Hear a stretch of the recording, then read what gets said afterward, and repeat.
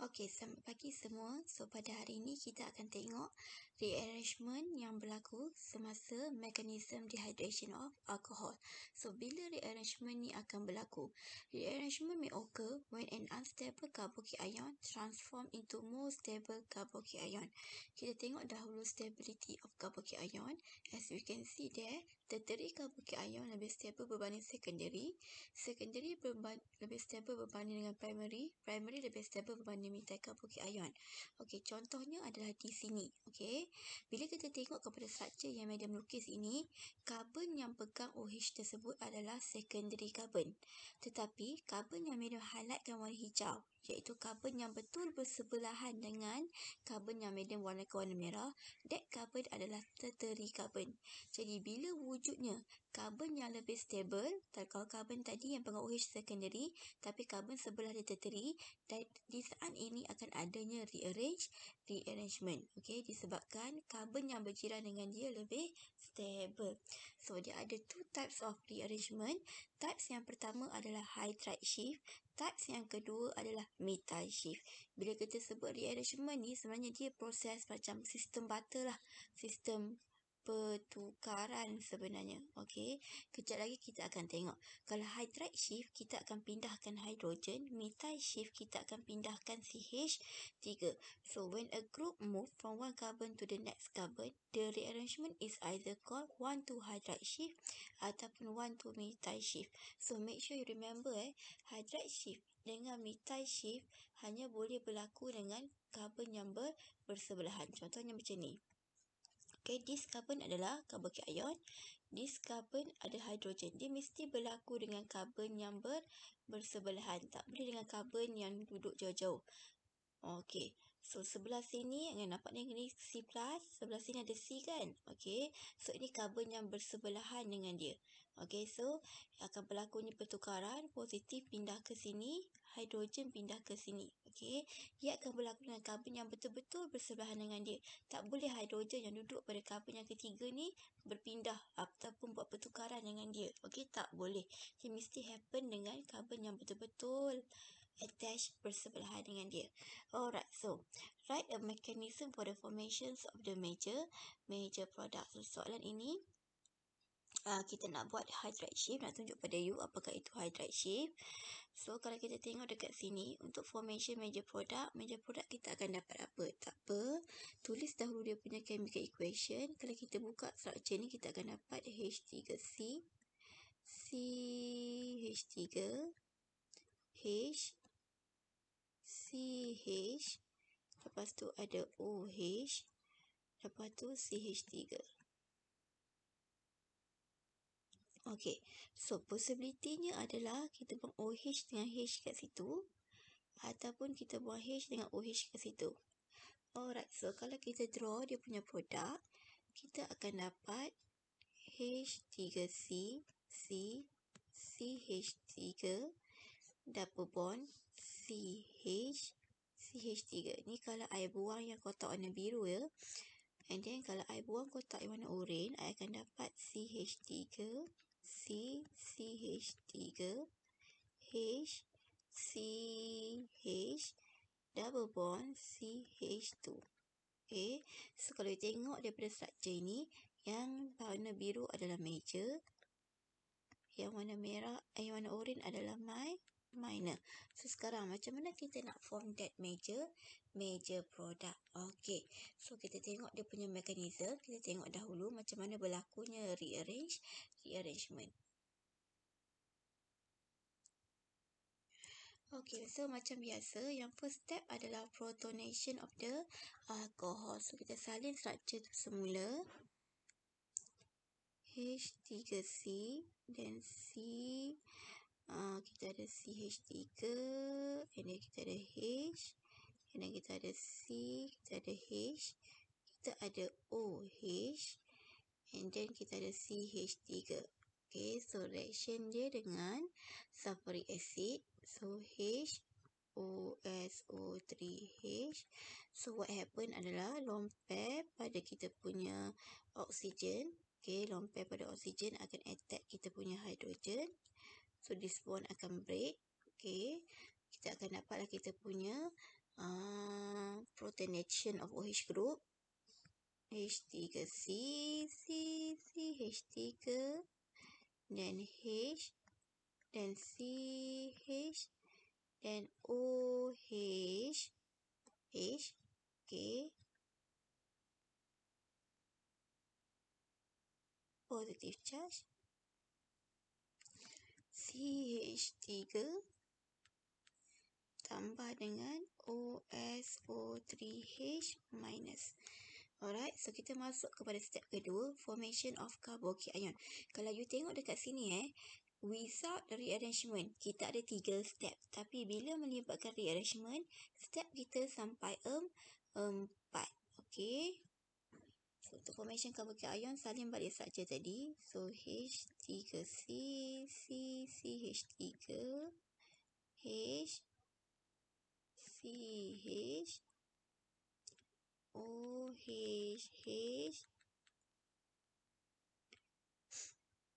CH3.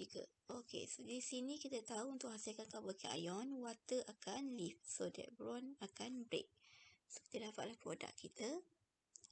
H3C, CH3, H, dan CH, positive charge, CH3 plus H2O. So, kalau you nampak dekat sini kita dah hasilkan carbocation. Nampak ni kita punya carbocation. So, carbocation kita dekat sini adalah secondary carbocation. Okay. So, tapi cuba tengok carbon yang bersebelahan dengan carbocation kita. Okay. So, Madam nak highlightkan. Carbon yang bersebelahan itu, that carbon adalah primary carbon. Okay. So, carbon yang Madam highlightkan sekarang, kejap. Nak highlighter. So, carbon yang Madam highlightkan dengan warna hijau muda sekarang, that carbon adalah 1, 2, 3. That carbon adalah tertiary carbon. So, now, carbon yang warna hijau muda tu, okay, hijau tu, yang adalah lebih stable berbanding dengan kita punya carbocation. So, bila wujudnya carbon bersebelahan yang lebih stable berbanding kita punya carbocation, akan adanya rearrangement. So, mari kita buat rearrangement, okay, supaya positive charge tu duduk pada carbon yang lebih stable. So, mari tunjukkan ya. So, H3C, CH3,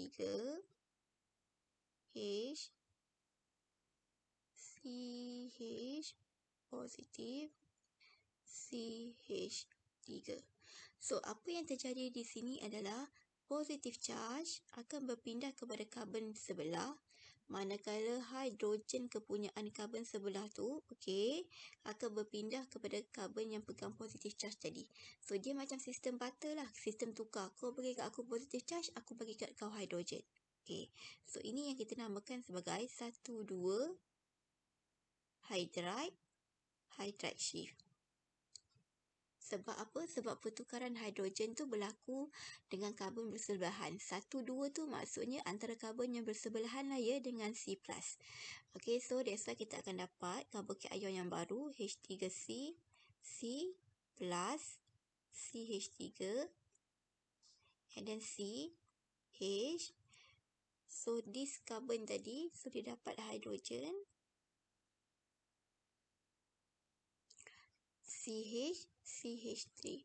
So, inilah kita punya new stable carbocation. Okay, so now dah dapat dah stable carbocation yang baru. Barulah kita boleh buat alkene yang major. So, salin balik structure carbocation yang baru, H3C, C positif, CH3, and then CH, CH3.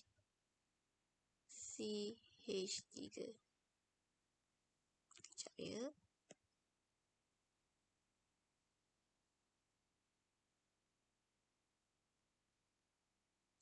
So, masuk step keempat untuk hasilkan alkene. So, nak hasilkan alkene kat sini kita tahu osoh yang kita form pada step yang pertama tadi tu akan attack kita punya H. So, sekarang osoh kita nak ambil hidrogen sebelah sini ke ataupun nak ambil hidrogen sebelah kiri yang ada warna kuning ni. Okey, kalau kita tengok major produk kita, nampak ni major produk, double bondnya adalah di sini.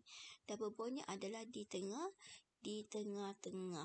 Jadi, also akan attack hidrogen yang warna hidrogen yang medium color kan warna hijau. So, dia akan attack hidrogen ni.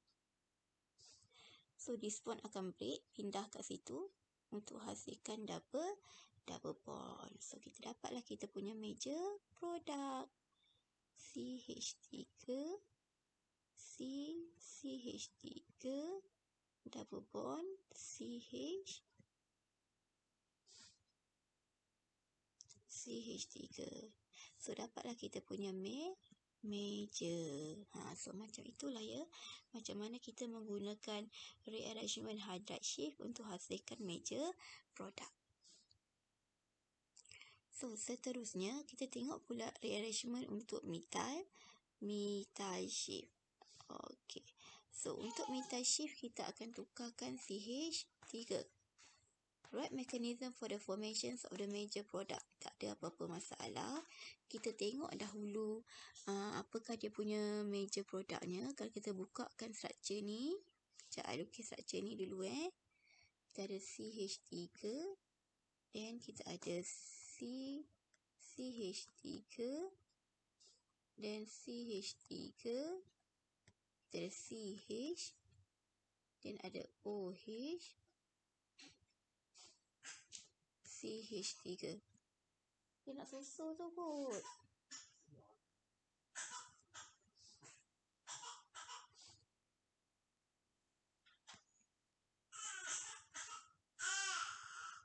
So, kalau kita tengok dekat sini, kita hanya boleh buang O dengan H kat sini saja. Okey, so kalau kita tengok dekat sini, kita ada possibility untuk buang OH dengan H dalam kotak merah itu sahaja.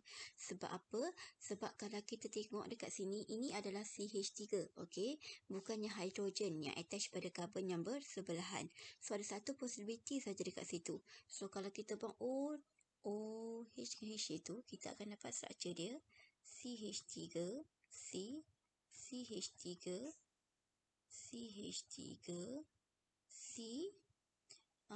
H, double bond, CH2. So, kalau kita tengok dekat sini, ini adalah kita punya minor product. Okey, so ini adalah minor. Nampak kan? Dia hanya pegang satu R group sahaja. So, macam mana kita nak dapatkan major product? So, untuk dapatkan major product, kalau kita tengok soalan ni, kita akan adanya rearrangement. Okey, you perasan tak? This carbon yang pegang OH, karbon ini adalah secondary carbon. Tetapi, karbon yang bersebelahan dengan dia, this carbon adalah quaternary carbon. So, karbon yang bersebelahan dengan dia tu lebih stable. So, dari situ kita sedar diri bahawa pasti akan wujudnya rearrangement. So, kita tengok dahulu formation of rearrangement dia. Kita buat dahulu protonation of the alcohol. Okey, kita protonate alkohol dahulu. CH3 dan CH3. And then kita ada C, kita ada H, kita ada OH, dan kita ada CH3. So, this oxygen undergo protonation dengan O tadi. Alright, so lone pair oxygen attack H. So, this bond break. So, kita dapatlah produk kita. Tak cukup ruang So, saya tulis kat bawah ni. So, kita akan dapat CH3, CH3, CH, OH2, okay, plus positif, CH3 tambah dengan OSO3H negatif. Okey, so kita dapatlah kita punya protonated OH. So, salin balik untuk step kedua. So, CH3, CH3, and then CH, kita punya oksigen tadi tu, kejap OH, charge positif. Alright, so CH3, Okay, nak hasilkan carboxyl ion, kita tahu water akan leave, so this bond akan break. So, kita dapatlah carboxyl ion kita CH3, CH3, CH3, so CH charge positif CH3. Alright, so kalau kita tengok dekat sini, kita punya carboxyl ion dekat sini adalah secondary carboxyl ion. Okay, tapi carbon yang bersebelahan dengan kita punya carboxyl ion, that carbon lebih stable sebab this carbon adalah quaternary carbon. So, akan wujudnya rearrangement. Nak rearrangement tu, kita nak shift apa? Okay, kita nak tukar apa? So, kalau you tengok dekat sebelah, carbon quaternary tu, dia tak pegang hidrogen. Yang dia pegang hanyalah CH3, CH3, CH3 sahaja. So, tak ada possibility of hydride shift dekat sini. So, that's why bila C yang quaternary tu hanya pegang CH3, CH3, CH3, and then it mean ada possibility untuk buat methyl shift. So, saat inilah kita akan buat rearrangement. So, step ketiga, kita buat methyl shift. CH3, CH3, CH3, CH positif, CH3. So, what happen here? One of the CH3 ni akan berpindah kepada kita punya C+ tadi, and then the positive charge pada C+ tadi berpindah kepada carbon sebelahan dengan dia. So, kita akan adalah new carboxyl ion. So, kita dapat CH3, CH3. Okay, ini dia charge positif. Tu CH. So, ini dapat CH3 yang baru tadi tu. And then CH, CH3. Alright, so kita dapatlah kita punya new carboxyl ion. So, new carboxyl ion ni akan undergo deprotonations ataupun removal of the hydrogen atom untuk produce kita punya alkene. Kejap ya, saya kecilkan sikit sebab nak salin struktur dia. So, salinlah formation of alkene. So, CH3, CH3 plus CH, and then kita ada CH3, and then CH3. Okay, so undergo reaction dengan O2 tadi. So, this O2, okay, dia akan attack hidrogen yang mana? Kalau kita tengok, kita tak boleh ambil hidrogen dekat C+. Dekat C+ tu memang tak ada hidrogen lah. So, pilihannya cuma satu lah, hidrogen ini dia akan attack. Okay, so this bond akan break, pulang ke situ. So, akan dapat double bond di tengah-tengah. So, kita dapat kita punya double bond. CH3, CH3. So, double bond CH3, CH3.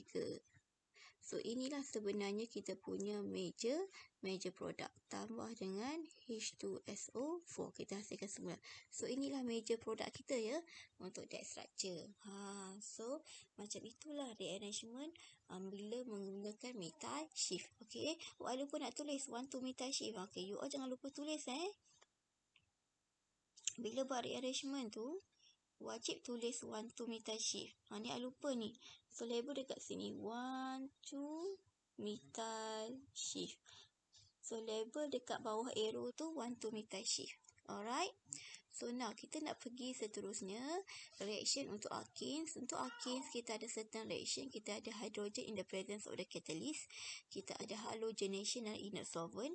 Kita ada halogenation dalam water. Kita ada hydrogen halide. Okay. Kita juga ada acidified water. Okay. So, kita tengok dahulu addition reaction untuk alkenes. So, addition reactions to the double bond of alkene show the three characteristics. The pi bond of the double bond is broken and two new single bond are formed. So, kalau melibatkan addition reaction daripada C double bond, kita akan produce C single bond semuanya. Okay, so only one product is obtained at the end of the reaction. The product obtained is saturated organic compound. So, type of the reactionnya adalah electrophilic addition. Okay, so let's see rules yang kita akan gunakan. Kalau sebelum ini kita menggunakan Sensath rule, so now untuk electrophilic addition reaction kita akan gunakan Markovnikov rules. Markovnikov cakap, in the addition of HX to an alkene, the hydrogen atom is added to the carbon of the double bond with greater number of hydrogen atom.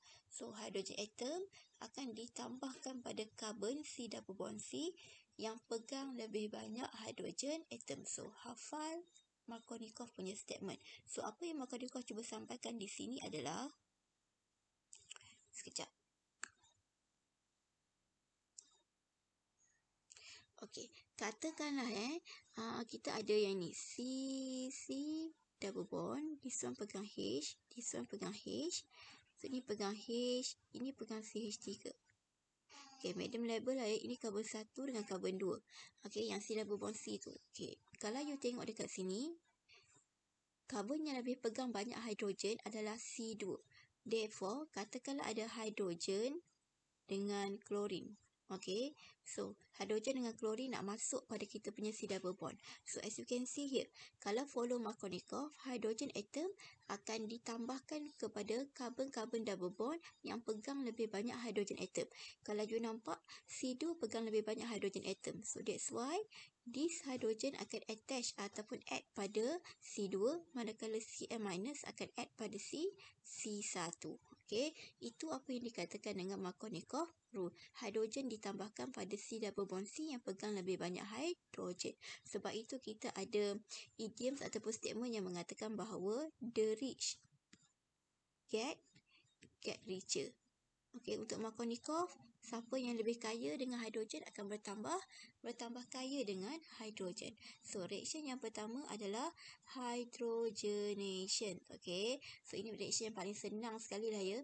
Hydrogenation happen in the presence of the catalyst. Okay, so reagentnya hydrogen in the presence of catalyst sama ada platinum, palladium ataupun nickel. Pilihlah salah satu. So what happen here adalah kita ada 2 biji hydrogen. Okay, so kedua-duanya akan ditambahkan pada kita punya C double bond C. Okay, you nampak lah, you masuk 2 biji hydrogen dekat situ. So yang ni reaction ni lah yang paling senang sekali ya dalam topik alkene. So you dapat produk dekat sini CH3, CH3, and then you masukkan hidrogen dekat sini, dan another C tu pun adanya hidrogen masuk, H. So inilah dia punya produk. So seterusnya pun sama. Okay, bila masuk hidrogen, okay, pada dua-dua tu kita akan dapat hidrogen masuk sini, hidrogen juga masuk di situ. Okay, so next, seterusnya adalah halogenation. Halogenation ada 2, halogenation dalam inert solvent ataupun halogenation dalam aqueous solution. Kita tengok dahulu halogenation dalam inert solvent. Okay, maksudnya inert solventnya adalah CH2Cl2. So, alkenes react rapidly with chlorine ataupun bromine in CH2Cl2 at room temperature to form vicinal halide. So, make sure you tahu vicinal halide itu benda apa. Vicinal halide itu adalah, you nampak ni, dia pegang 2 biji X. So, X kita ni sama ada Cl ataupun Br lah ya. So, ini adalah kita punya vicinal halide. So, tolong ingat sebab soalan exam pernah keluar macam tu ya. Dia tanya draw the vicinal halide yang form. So, reagentnya halogen, Cl2 ataupun bromine in the inert solvent. So, you tengok you punya penulisan. Okay, you boleh tulis bentuk macam ni ataupun you boleh tulis Br2, CH2, Cl2. So, kita tahulah bromine dalam inert solvent. Okay, tulis macam dia buat pun tak ada masalah. So, kalau you tengok dekat sini, okay, kalau kita tengok dekat sini, okay, kita masuk 2XX kan. Samalah kat sini, you akan dapat CH3, CH. Okay, so bromine masuk kat situ. And then CH, another bromine masuk kat situ. And then H. Okay, so dapatlah produk dia. Next, seterusnya pun sama saja. So, CH3, CH3, Cl masuk kat situ. Single bond CH, Cl masuk dekat situ. Itu CH3. So, itulah dia punya produk. So now sekarang ni kita tengok halogenation dalam aqueous solution. So bila melibatkan halogenation dalam aqueous solution, saat ini kita akan menggunakan Markovnikov rule. So reaction of alkenes, okay, with chlorine ataupun bromine in aqueous solution will produce a halohydrin. So ini halohydrin ya. Okay, so reagentnya adalah halogen dalam water. Okay, ini halohydrin. Maksudnya sekarang pada karbon kita akan masuk kita punya halogen dan juga OH. Okay, so bila halogen dengan OH, okay, masuk pada C double bond C kita, so ini kita panggil sebagai halohydrin. Okay, so H dengan kita punya OH, okay, yang akan add pada C double bond C. So sekarang kalau you tengok ya dekat sini ya, dia punya equation tu, example dia, nampak dia buat CH2 double bond CH2, okay, tambah dengan Cl2 aqueous. Okay, bila ada perkataan Cl2 aqueous ni, maksudnya sekarang Cl2 in the presence of water. You boleh tulis dia punya equation bentuk macam ni, tambah Cl2, arrow, atas arrow tu ada water, ataupun you sebut Cl2 aqueous, itu maksudnya adalah halogenation dalam aqueous solution. Okay, so yang ini disebabkan dia symmetrical. Okay, you nampak kan? Okay, you boleh nampak dekat situ double bond kita. Okay, kedua-dua C pegang bilangan hidrogen yang sama banyak. So therefore dekat sini you boleh pilih lah. Okay, Cl tu nak masuk pada karbon yang pertama ataupun Cl tu nak masuk pada karbon yang kedua, tak ada masalah sebab struktur ni adalah symmetrical. Okay, dua-dua karbon pegang hidrogen yang sama banyak. So I just ambil sajalah ya. Okay, so I pilih Cl masuk sini, another one OH masuk sini. Okay, tapi masalahnya terjadi kalaulah alkene kita adalah unsymmetrical. Okay, so the halogen ataupun bromine tu dia akan is added to the carbon atom of the double bond with greater number of hydrogen atoms. So dia akan follow Markovnikov. So ingat kat sini kalaulah alkene kita tu unsymmetrical, okay, unsymmetrical maksudnya macam ni lah ya. Kita ada C double bond C. Okay, ini pegang sebiji H, ini pegang sebiji H. Tapi yang ini pegang CH3, ini pegang H. Okay, so ini unsymmetrical. Maksudnya C double bond C tu pegang bilangan hidrogen yang tak sama banyak. So you ada sekarang OH dengan Cl. Okay, so Cl nak masuk dekat mana? Cl nak masuk dekat karbon yang pertama ke ataupun Cl nak masuk dekat karbon yang kedua? Okay, so saat ini Markovnikov rule akan mengambil peranan. So disebut dekat situ bromine ataupun chlorine atom kita akan tambahkan kepada carbon atom with the greater number of hydrogen atom. So sekarang ni based on the Markovnikov rule, Cl akan masuk pada C2. Okay, OH pula akan masuk pada C yang pertama. Okay, disebabkan C yang kedua tu pegang lebih banyak hidrogen, that's why Cl akan masuk pada C tersebut. So kita tengok dia punya example. Kalau kita tengok example dia dekat sini, okay, you akan dapat CH3, CH3, okay, so CH, okay, so this C yang pegang paling banyak hidrogen, so that's why Br akan masuk pada that C, OH akan masuk pada this C. Okay, so dapatlah dia punya halohydrin. So next seterusnya kalau kita tengok dekat sini, okay, ni ada hidrogennya. Okay, kalau kita tengok double bond dekat situ, this carbon, okay, dia pegang hidrogen, tapi this carbon tak pegang pun hidrogen. So dekat situ kita tahulah kita akan dapat produk dia.